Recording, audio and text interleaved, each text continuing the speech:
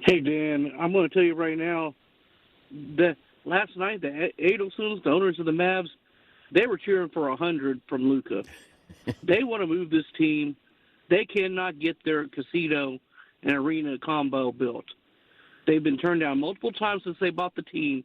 They bought the team with the idea they were going to get the first ever casino in Texas, in the DFW area. Yep. They can't get it. I'm telling you right now, they want to get that team to Vegas by 29. Yeah, but the commissioner has to know this. And if you're going to approve a sale, I think you have to, you're going to have meetings with the owners, and you're going to want to know exactly what their plan is.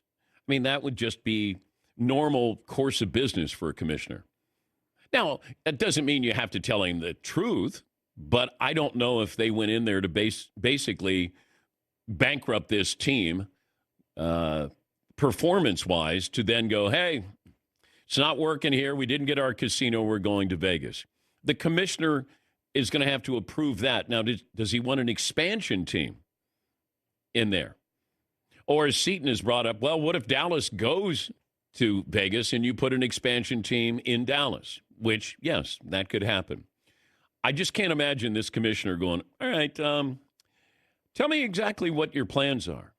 Well, we're going to buy out Mark Cuban. He's going to own 27%, but he's not going to run the team.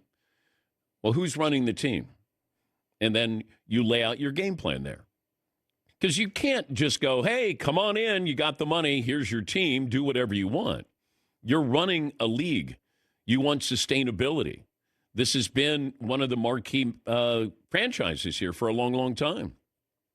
But I know that people jumped on this, and they're like, yep, that's exactly what's happened. That's why you traded Luka. I think they traded Luka because they didn't like where he was going. I think that you're going to put that kind of money in the hands of somebody 25, 26, $350 million. Do you want to be in shape? Which is strange to say because you play in the Olympics, you went to an NBA Finals. It's just he didn't pass the eye test. Where you go, I don't know. I mean, Joker's not exactly cut. He just plays. He knows how to play. But Luka, we tend to focus on, When Michael Finley grabbed the beer out of his hand after a game, boy, oh boy, that was one of those telling moments.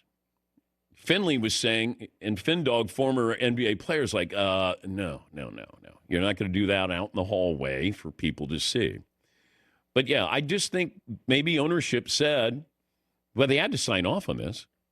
Do we want to spend this kind of money for a guy who may not want to be the best that he can be? There's no other. First of all, you can't trade somebody like this. No matter what, you can't. But if you do, you must get Austin Reeves with Anthony Davis. You have to. Have to. You just, no matter what, you got to save face here. And they didn't do that. Yes, Mark. What's still mind-boggling is the Mavericks went to the finals. I know. The year before. I know. It'd be different if A's out of shape and they got bounced in the first round. What do we do? No. I'm not going to say he dragged because he didn't. But he played great, and they got to the finals in a really tough Western Conference. And now you're saying you want to trade him, a 25-year-old in his prime, for a 32-year-old who's oft injured? I know. But I wonder what other deals they could have gotten, because there was a report that they did reach out to Minnesota and say, hey, you interested in Luka? We want Anthony Edwards.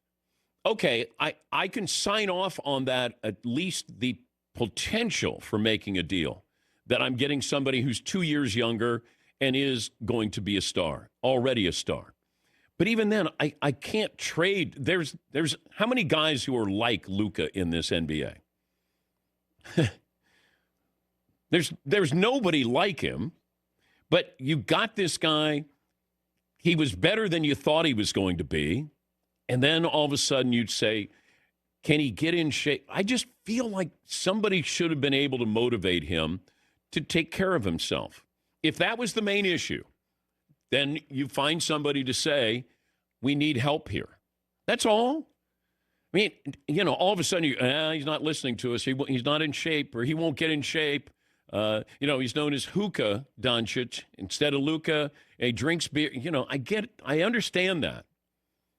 But I don't know how you come to that decision where you go, you know what? What if we trade Luka? Yes, Eden. I mean, it might be from months, if not years, of trying to do exactly what you just said. Yeah. That video to me of the assistant coach taking the beer out of his hand is everything I need to know. That one has stayed with me. It's weird. It's the first thing I thought of when he got traded. Yeah.